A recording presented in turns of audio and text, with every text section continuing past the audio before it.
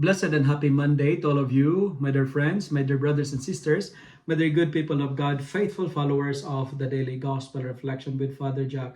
My dear kababayans, today is August 19, 2024, and today is Monday within the 20th week in Ordinary Time, Year B.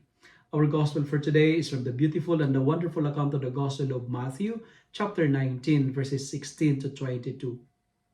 In today's Gospel, the young man asks Jesus, "What good work must I do to receive eternal life?" The story of this rich young man tells us of these three lessons in life. But before that, it's good to remind ourselves, and this is also what the Gospel is trying to tell us today, that the most important things are not things. What are the 3 points that I would like to share? 3D. D. The first D. Learn to detach. Detach from what destroys you. Detach from the unnecessary connections.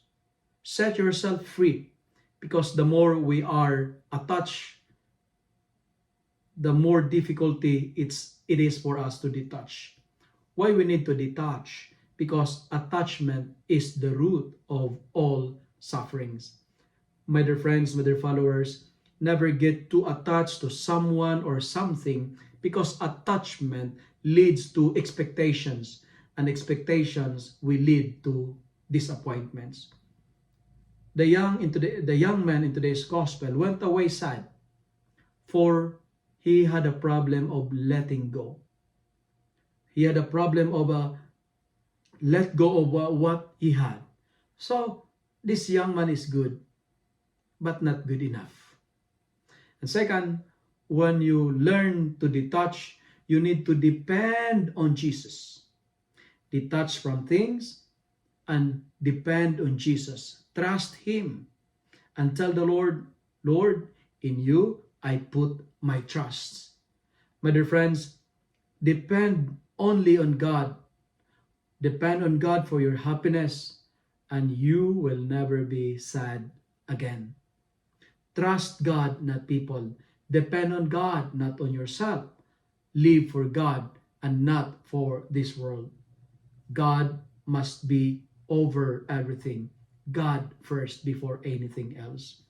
Seek first the kingdom of God, and all these things will be given unto you.